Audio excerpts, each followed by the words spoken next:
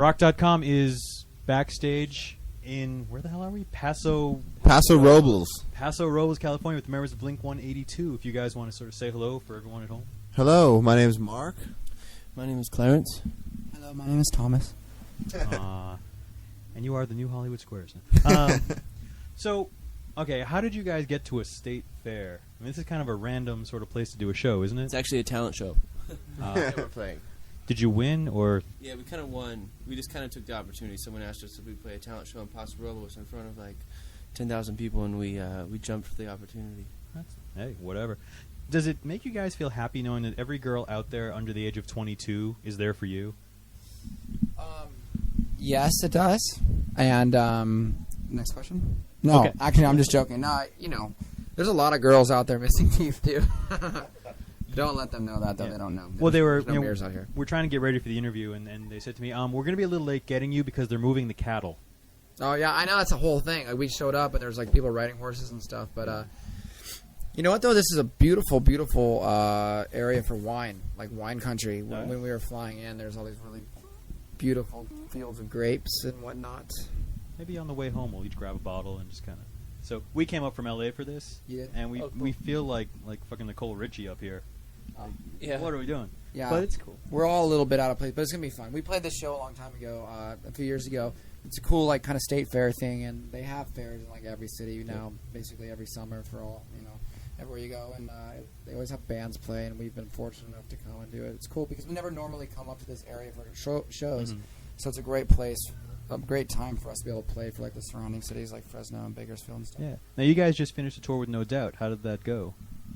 It was great. That show, it was good. We had like a 10-week tour. They were on about 3 weeks of it, and it was so much fun when they came on because the shows instantly were just like massive, and I think people really liked it because they actually got a lot of music for their dollar, and it was very nice beginning of summer kind of tour. We put everyone in a great mood so they can just have lots of fun When for you next month. when you tour with a band like that, does it change the way you do things, or is it still the same show? Well, it makes Travis, actually, play good because usually he's like really falling behind. Wow. Seeing Gwen every night kind of makes me try harder, and seeing Tom, some of his moves that he'd come up with, I had to make him kind new of give me the moves. incentive to try harder. So, and what kind of moves are you making up special for that? Well, I was basically just doing whatever Gwen would do, but with a guitar, Fair and no one really liked it at all. Aw. I think it's because I didn't have, female anatomy. I'm sure Gavin's happy too. Yeah, I think he was. So- I'm sure he is. So we ran a contest on the site, and we gave our users a month to come up with as many cool questions for you guys as they could. And we got And about one came in. shit. No, we got about 1,200 and something emails in, Oh, cool. and I basically printed out the ones that were pretty good, and then some of the ones that were really awful, All right. because I figured the bad ones are probably more fun than the good ones. Yeah. So because we're a low budget operation, if you can pull in a question out of the Santa hat and just sort of give it a whirl.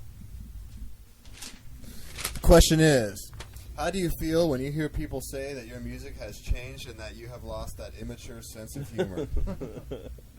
I've never really heard people say that. That's a good question. I think that. Leave us alone, kid.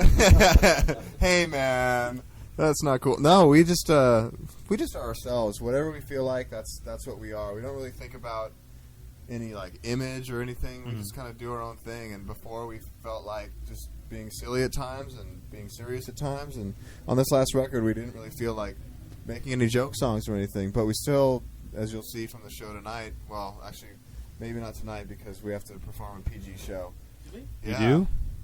That's what I was just told. As you take your clothes off. Then. So, yeah, we still have a sense of humor, and when we feel like it, we'll stop a song and talk for 5 minutes, or some nights we don't. I don't know. And no one has the right to judge us. Yeah. That's right. Damn them. All right. Give us another whirl. This is like a bad game show or something. I liked it. This is fun. All right, good. Okay, the question is, this is from... It's the same question. It is? Yeah, how do you feel when you hear people say that your music has changed and that you have lost that immature sense of humor? Whoa, it's like deja vu. All right, let's try again. I hope it's the same one. A third time would be so rad. This one looks different. Oh, good. Hey, Blink-182, I was wondering how you guys got signed. Like, did you have connections, or did someone just realize that you were good? We actually got signed to our very, very first deal with an independent record label called Cargo in San Diego because the son of the owner was a fan of Blink-182, and from what we were told, he went in and every day the son would put a Blink cassette in his father's car stereo, so when he would start his car to go to work, every day he heard Blink. So Chinese water torture approach to getting signed. And so finally his dad broke down and signed us, and that's how we got our first deal. So because a lot of our users are struggling or trying to struggle, musicians themselves, do you have any advice for how they could, in turn, get to a label? Or is that the best way to go? I think that the best way to get a band going is just to make it happen for yourself, really. You just have to... when we very first started, Tom used to call clubs every single week and beg to get on the bill, no matter what. And we would call up high schools, and Tom would say that we were a motivational band and that we wanted to come and play their lunchtime, and that we were, this motivational band, and we'd go there and play until we got kicked out of the school. And we'd call up clubs, play for anybody, practice all the time. Do it because you love it, and I think that people will react to that. And I don't know. The music industry is difficult. I think that a lot of it has to do with being at the right place at the right time, but it's really just about playing music that you love and trying to just make it happen for yourself, I think. I don't know. What do you guys think? We agree with much of what Mark has said. His facts are correct. Should we move along here? Yeah. There's another question. Hopefully not the same as either we the other two. Hopefully that... Hey, Blink, our school is having a dance soon. It would be awesome if you could come and have a whole bunch of fans at our school. I love your music. Please come. You guys rock. All right. It's not really a question. Hot chick. Her name is Hot Chick 3190 at rock.com. We would love to be there, but Mark has a restraining order against kids in schools. You used to be a priest? Oh, sorry. Mark was a priest. All right. And this one here. I have a question for Blink. Well, it's actually a question for Travis. Don't read it before Miss Travis. Travis, will you marry me? Yeah, I'm sure you get it all the time, but really, I think I'm the one. I have a strong fetish for mohawks. Okay. It's my dad or something. Okay, since that's definitely not going to happen, let me come up with something else. How do you guys like playing in Atlanta, Georgia? See you later, and I love you guys, I guess. It says I guess at the end. Atlanta's rad. Atlanta is actually a lot better show for us now than it has been in the past. We used to go there. It used to be kind of one of the smaller shows for us in the States, but it seems been growing. Are there any places that are just really good or really bad to play? Atlanta's always hot as shit, right? Yeah, Atlanta's like always massively hot, so it's always a challenge. Because we have cooling systems in our underpants, but they can only last so long.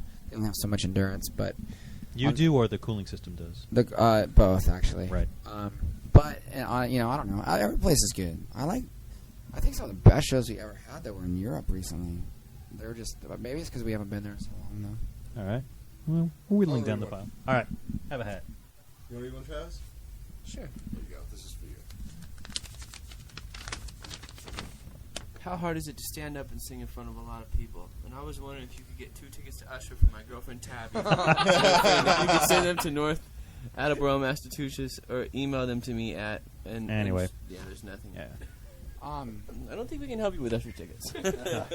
Mark had that one really late night rendezvous. Wow.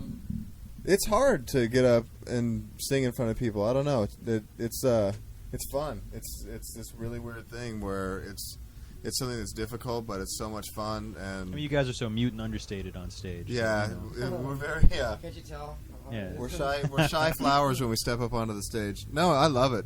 There's something about it that you can never describe or really explain to people, but the feeling when you're on stage playing something that you wrote and people are reacting to it and singing along with you and feeling that kind of energy is indescribable. It's amazing. All right, let's do just a couple more of these. And I don't want to disturb you or the cattle. This question says, how awesome was it working with Robert Smith from The Cure on the track All of This? It was a dream come true. It was awesome. You don't model your hair after... Yes. Okay. Yeah, I love Robert Smith.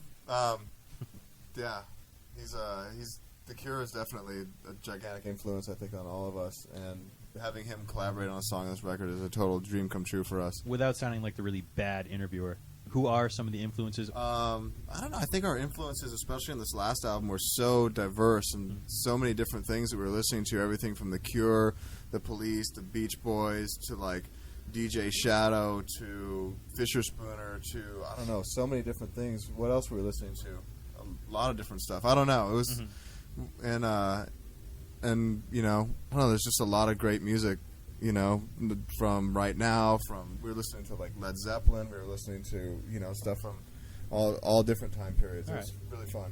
Well, listen, thanks so much to the guys in Blink-182 for sitting down with us today. You're welcome. Yeah, Thank you. Thank you.